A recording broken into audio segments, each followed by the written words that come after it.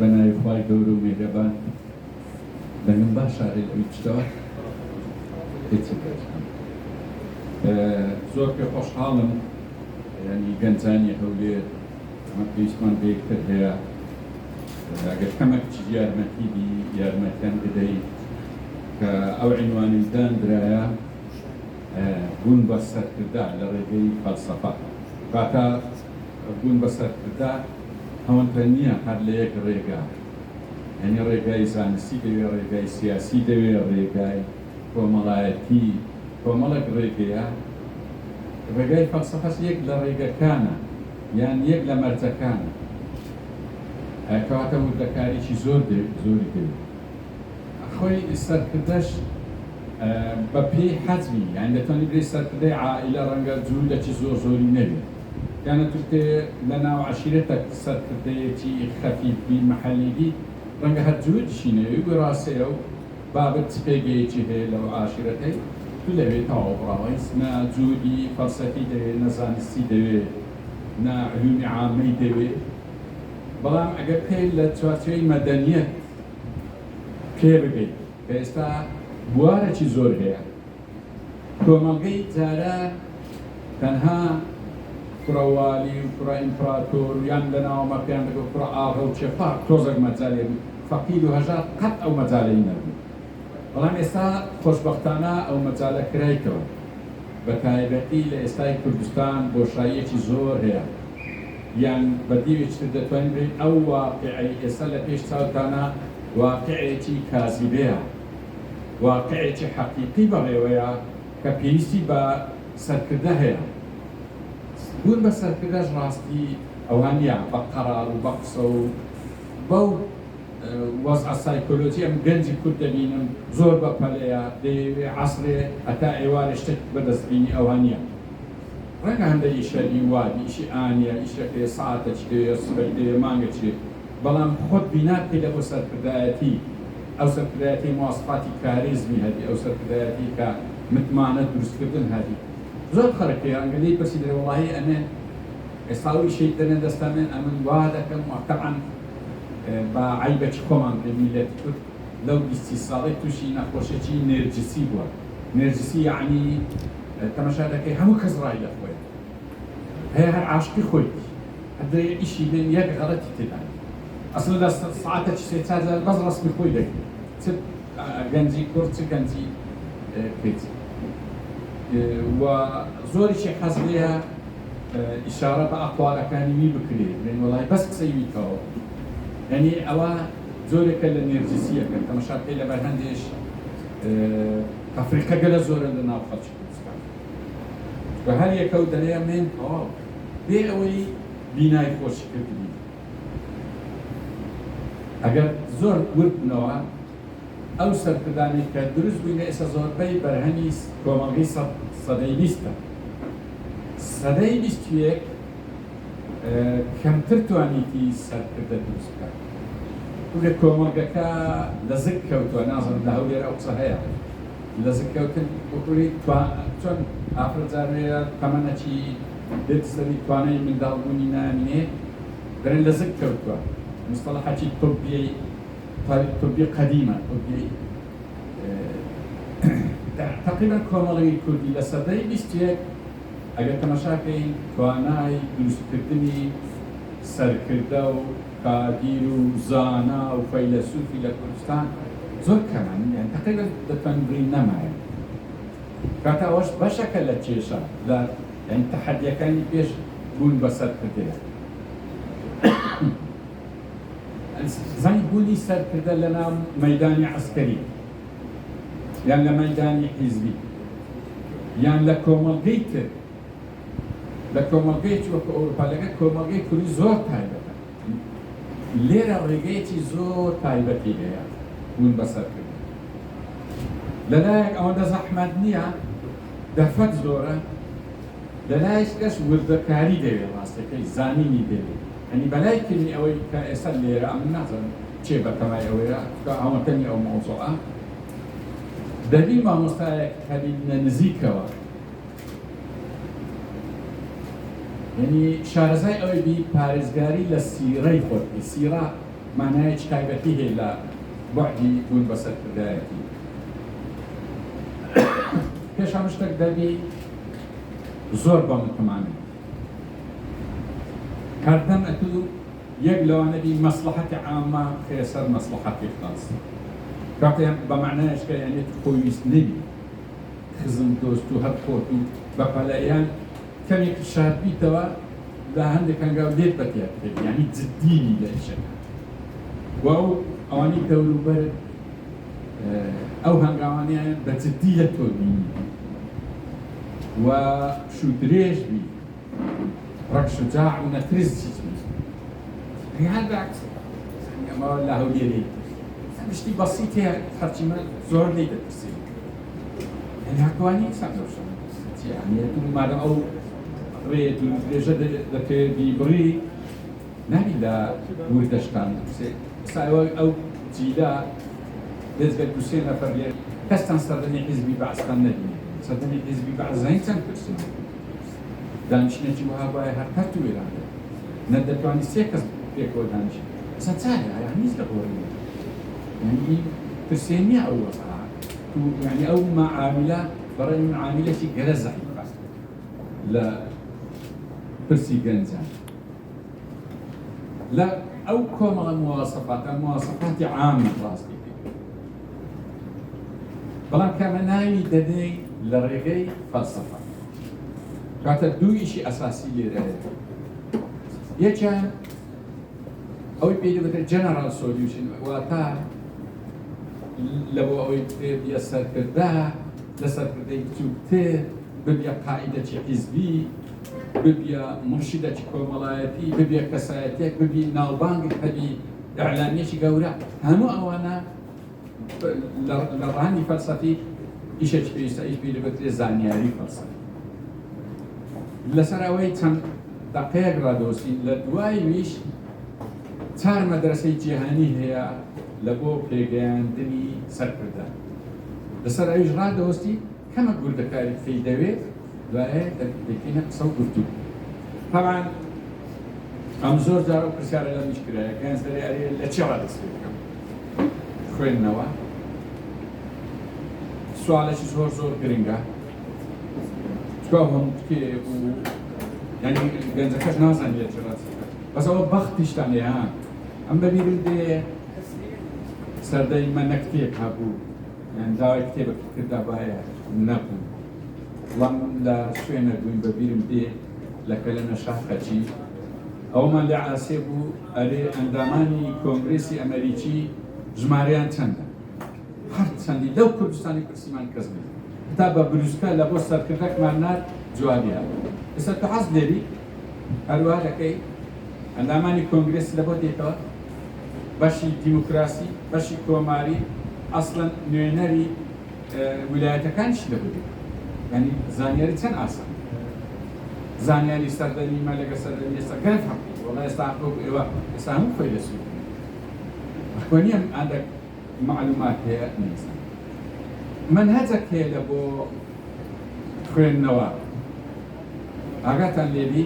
ئەم پێشەوەی بچینە سەر چوار مەدرسەکە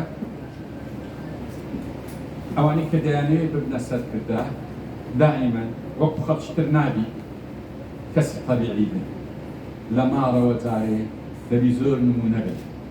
لەگە خێزانی خۆت یان لەگە دایک و باوکت یان لەگە دەوروبەرەکەت یعنی لێ ڕادەردەکەی بزانی ئەو سوڵتەیە هەیکرد لەو دەسەڵاتی چەندە دیکتاتۆری چەندە ناشرینی چەندە ئیدارەکەت ڕەدی و ناڕێکە و زانیاری خۆت دەوێت ئەجا لێرە پێویستمان بەشەکەی ئەمە کۆمەڵگەیمە تەمان زۆر جار بە من دەرێن دەنێت زۆر باسی دین دەکەیت هەر پرسەکی ئاڵۆز دەبێت ئیلا سێ ڕێی پێویستە ڕێی زانستی ڕێی فەلسەفی ڕێی دینی چکە هەر سێچیان قسەیان لەسەر پرسا هەموو پرسەکانی پوڵ دێت تۆ ئەگەر پێبێ ئەرێ ئەم لە چێ هاتیمان بەرەو چێ دەڕۆن ئەرە برێ ئەو گەردونە لە چێ هات ئەرە چارە نووسی چیە ئەجەوە فەرعەکانی فیزیا کیمیا بایۆلۆجیا گردون ناسی ئەوجا فەلسەفا و دی هەموو قسەیان لەسەر ئەو مەوزوعی هەیە بەشی علمی بەجودا بەشی فەلسەفی بەجودا بەشی دینیش بەجودا شتنی هەموو جارێ متتەفق لە هەندێک جێ متتەفقن لە هەندێکیان یەکجودان لە هەندێک جێ هەیە دین زۆر زوو باسی کردیان زۆر زوو هەتا ئێستا عیلم یان نەی سەلماندیە یان ڕەتی کردیتەوە ئەوە حەق خۆیت ڕەئی علم جودایە ڕەئی دین جودایە ڕەئی فەلسەفی جودایە بەڵام ئەگەر هەر سێ وفاق بگەنە یەکتر خزمەتی بەشەریەتی زۆر تێدا بە تایبەتی لە ئێستادا کە بەشەریەت لە وابەرەوە 8 ملیۆن ڕەت دەدا لە هەموو شتێک ئەزمێ چکە سەرمایەداری ڕاستی ئەو ئیعلان دەکات من بەشەریەت لەو ژمارە زیاتر لەم پێم بەکەونە دەرەوە 4 سەردەیە خزمەتی بەش بالفعل سەرمایەداری و لیبرال دیموکراسی بڕە خزمەتی بەشەریەتی کرد ڕەنگە دەرێت پێم ناکات ئەو کاتە نۆرەی تر سەرکردار منەزیر ئێوە ئالێرە ڕا نۆبەتان دەری بیر لێت پێوە ئەوەش چۆن زانە ئەگەر تو زانیاری زۆر نەبی بەڕاستی ناتوانیت چێنا ئەو مۆزوعە ئەوە یعنی بوون بە سەرکردەیان بە معنایش کە لە ئێستادا زۆر جایە لەگەر 25-30 ساڵەوە پێش پێشان زانیارێکی زۆری نەدەویست ئێستا گەرە زۆری هەم مەجال هەیە زۆر پەیداکەی هەم زۆریشی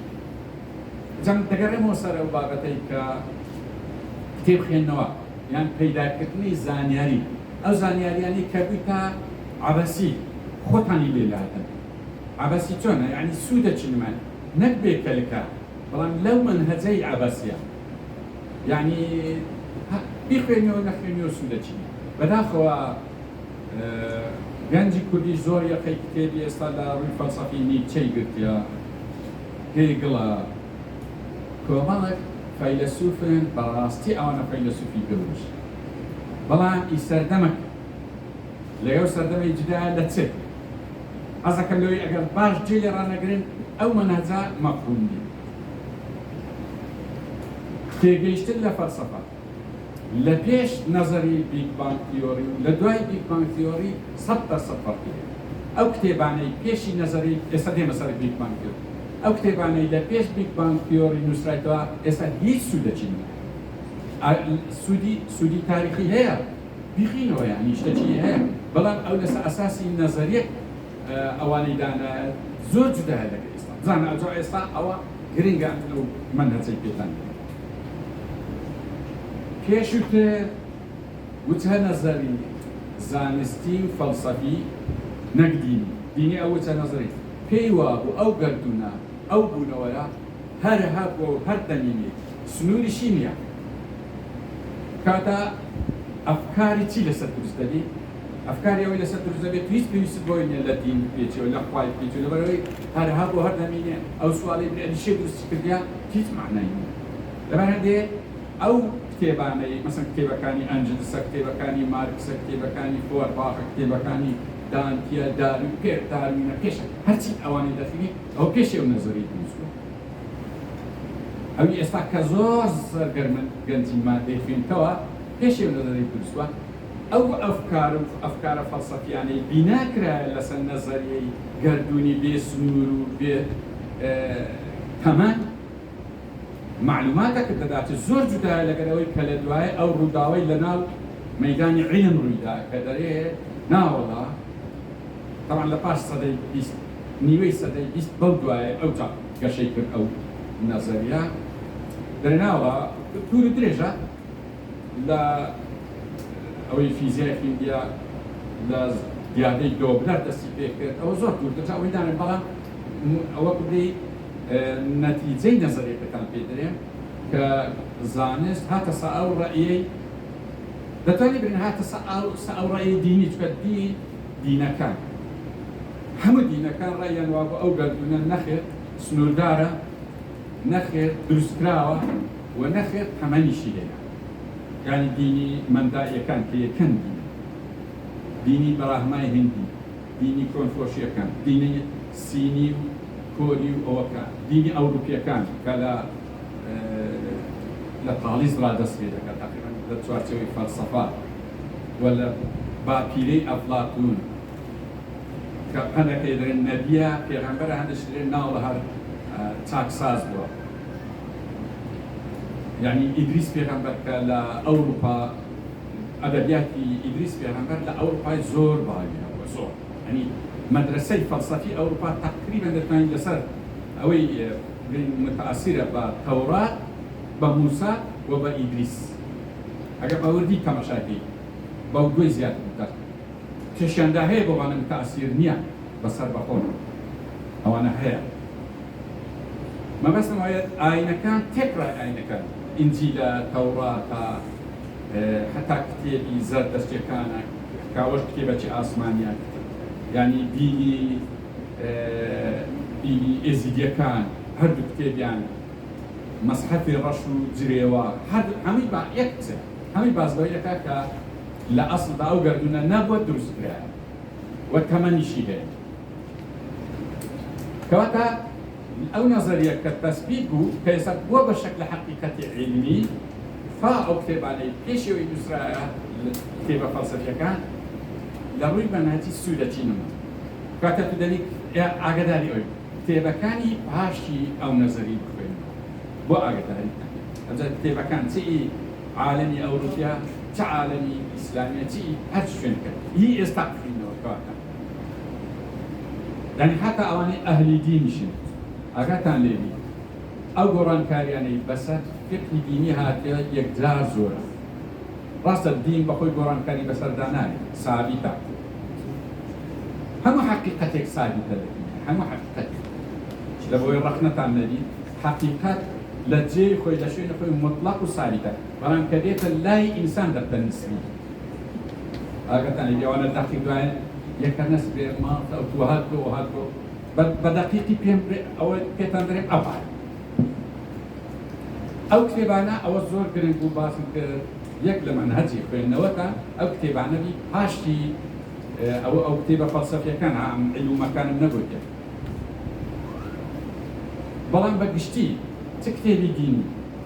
چ کتێبی فەلسەفی چ کتێبی عیلمی بەڕای من ئەو سەردەمەی بخوێنەوە باش چکە ئێستا نمونەی کتێبەکی بەهەر لەسەر فەلسەفە و لەسەر علوم نووسین طبعا علومیش تەبیعاتی وایە هەر دێ خۆی وێ دەکاتەوە ڕاستڵ قسە چی هەیە دەرێ ئەگەر تا هەرچەندە ئیمەش کتێبی ئەرستۆم بەخۆشم هەیتم و دەخوێنەوە بەڵام ڕاستڵ گوتی ئەگەر کتێبەکانی ئەرستۆ بە تەرازووی علمی سەدای بیستێک لێکردنەوە یەک جملەی مفیدی ڕاست دەکات کەوا دەڵێن ڕاستە ڕاست ئەجا ئەوەی ئەرستۆی واری دەبی کتێبەکانی هیچ پێشە خۆی باشە عندك كتير هيرقليت يا قرايكاني هيرقليت تمشاكن هيرقليت تمثيلي او بشيء كان ملحد كاني ناو فلسفي يونا طبعا لا كان زور اسايبي فلسفه دبا ملحد دبا دين دالي دبا دين يعني وانا زور اسايا يعني اشتكنيا او طوانيا زور اكاد يعني هو لباري علمي هيرقليت دري تیرەی مان دوو پێ ئەمەشە ئەنی کاتە لە کۆنەوە ئەوەی ئەعتیمادی لەسەر فکری خۆی کردی بە هەڵەدا چووە بە هەمان شێوە ئەمە کتێبی فەلسەفیمان واوەست کرد کتێبی عیلمان کتێبی دینی کتێبی دینی مەبەستمان نەس نییە مەبەستمان ئەوانەی ئەفکاری ئینسان دروست دکتۆر محسن عەبدولحەمید مەوزوعێکی زۆر خۆشی جێڕاوە وەکی ئەم مشتركم بس الدكتوراي طلبكم ككتابة ابن آلوسي مشهورة دجلدة بس لو يكتبوا أو دجلدة سني بكتشي استعمال قلت والله لا مناقشة قلت والله لو دجلدة نيو جلد بكتشي استعمال قلت دواي وش خلاص وسري لبن جينا قلت بقرآن دكتور نيوتن نبو قلت ما يتسال قلت والله ده بازا فرق ولا متشر من جو قلت ما كانوا اليوم قبولنا كده ها هي انسان واعي هل كتابة ديني كتابة ديني ما بس النصوص نصي اي قديم اي دصد لو بيج اجا هنا قلت ها اوي بخينا بكلك دي بس وحي او تبعاتي هي كيام تبعاتي كا هەرگیزا و هەرگیز کۆن نابی بەڵام کتێبی ئینسانی دەسەدە دەبوو پێش بەکەلکچی ئێسادی هەر فرقەک هەر کۆمەڵگەی ئەگەر لەسەر کتێبە کۆنەکانی دینی ڕۆیشتبی ئێستا کۆمەڵگەیەکی دواتر وەکو دەیبینی طبعا پەیام وا ناڕێت پەیام وا دەرێت و هەر زانایەک لە بۆ سەردەمی خۆی بەکەلکی خۆی دێ و زانایەکی معتەبەر ئەرستۆ ئەتۆمە نابی لە شأنی ئەرستۆ کەم بکەینەوە بڕین وەڵا بەکەلکە سەردەمینی ئەرستۆ گەورە بووە ئیمامی شافعی زۆر گەورە بووە سەردەمی کانت لە سەردەمی خۆی زۆر گەورە ئەوانە بچووک نینە کاری گەورەن عالمی گەورەن پێگەی عیلمیان بەخۆ بەڵام بۆ سەردەمی ئێستا پێویستی بە ئیعادە نەزەر هەیە خەڵکی تر هەیە ئەوان خزمەتی خۆیان کردو ڕەت بوون ڕۆیشتن ئێستا پێویستە ئەجەمە دەگەڕێنەوە سەر مەنهەجی خوێندنەوەی ئەو کەسانی کە دەیانەیە ببن بە سەرکردا لە ڕووی فەلسەفیەوە کەواتە دەبی لە ئێستاوە ئەگەر حەزیان کرد ئەو پرسە گرنگانی ئەو سەردەمەی هەیە کە لە جیهان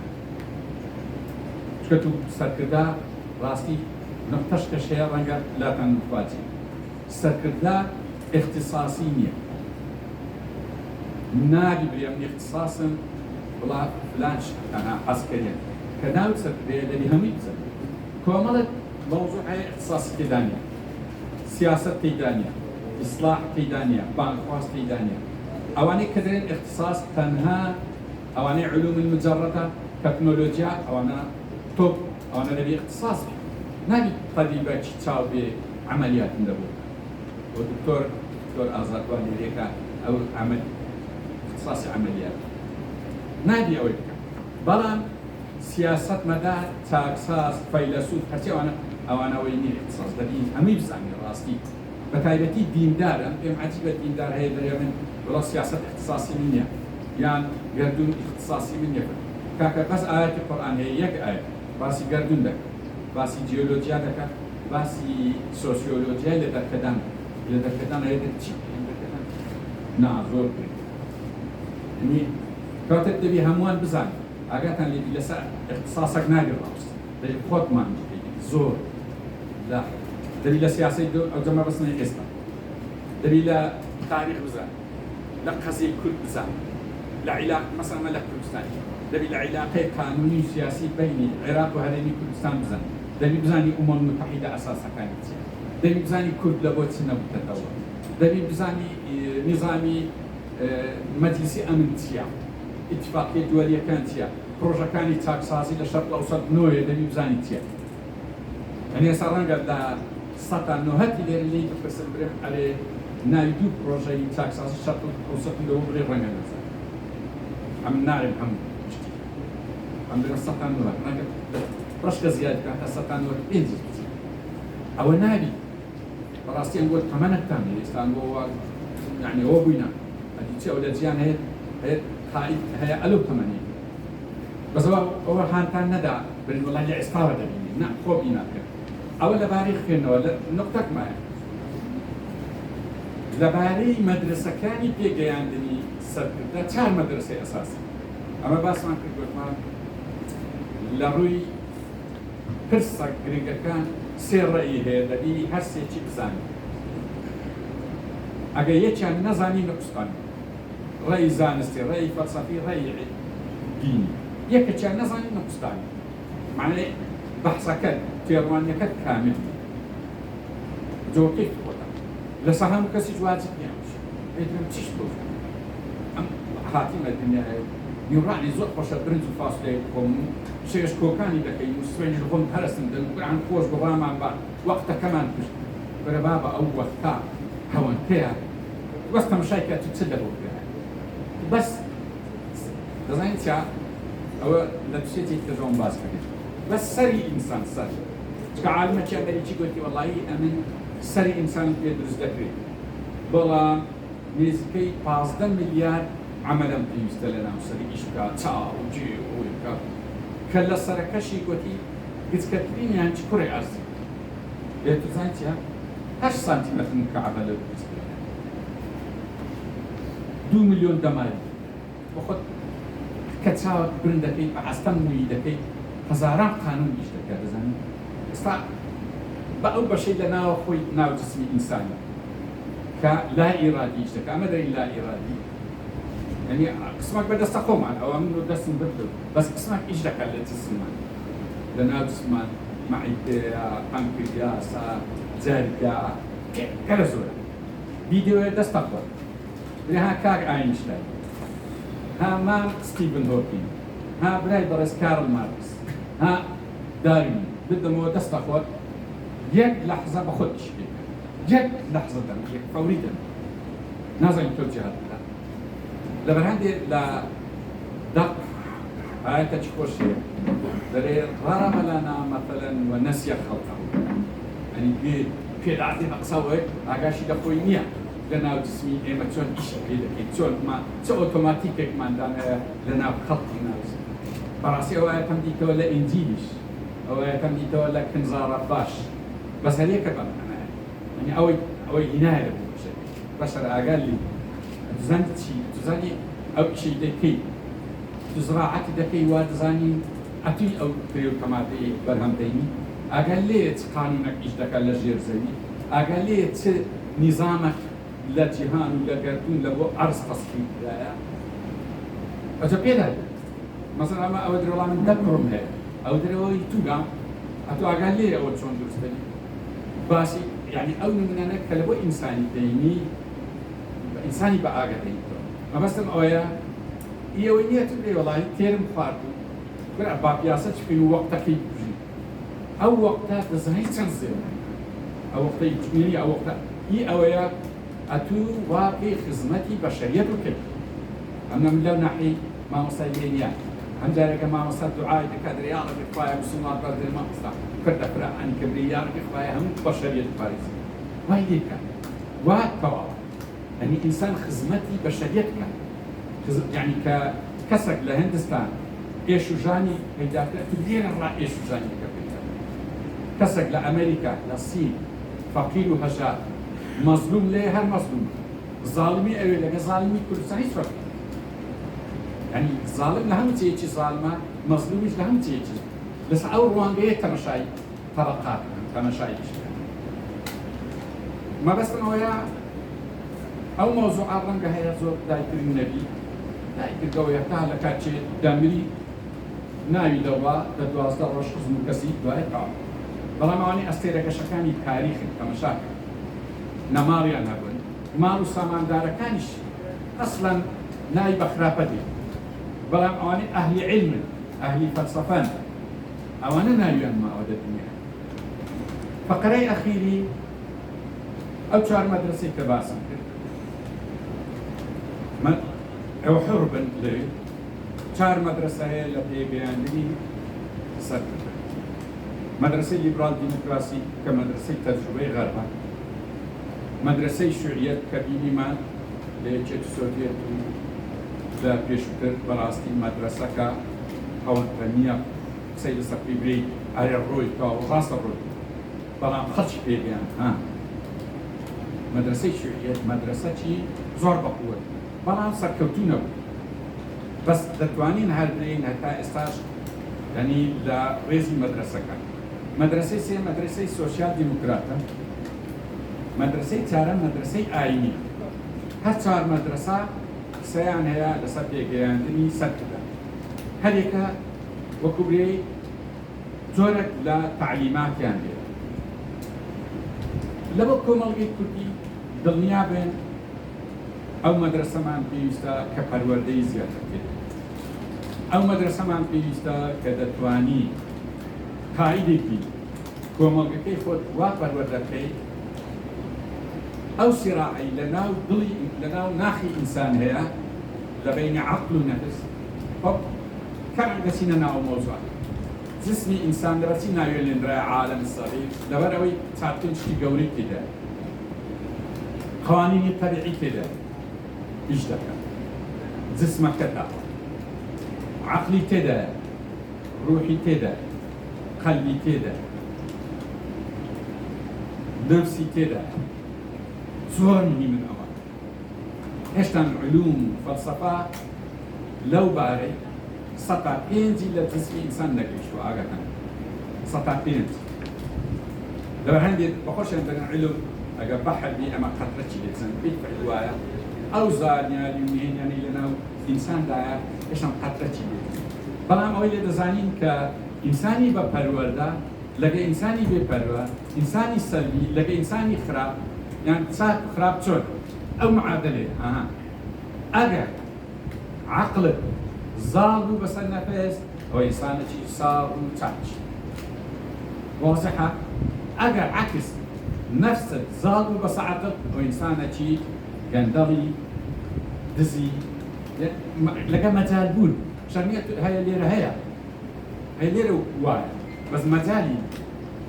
إذا ما زور جال لقيادة كان خومان لنا وخومان لنا بأسر كتساكا ولا بتسوي لنا لبردستنا وأوكات تشهر نفسي زال بساعتك ظلام بالفتنا مجالنا مجالي هي دبروي حتى عم بخوش عشان هو مجال زور لبردستنية تحقيق دبروي باكس من أقام لتوبي أواني عقلي أنزالا إنسان كيسا كواتا لإستاوا أو يديوي بالتقيادة دبي عقلي زال بدسنا بستا والتوجيه كان شوابي وأو جماعتي درستي اشتكت بيوابي ودبي لك أو جماعة تشبي كأو شوين وقتي أخير شم أويا أقدتاني ريدو المزيد كنا لذلك بقطان تجربة هم كتابنا أو درماننا أو درمانا أو نا أو حتى إيش ويركي لنزيك ولا قصة كديك كبلان بوم مواصفات كان بالله أو إلى أولي قلت متاخي ري زور دور دي نزيك دكاتوا والسلام عليكم ورحمة الله وبركاته. صلاة الله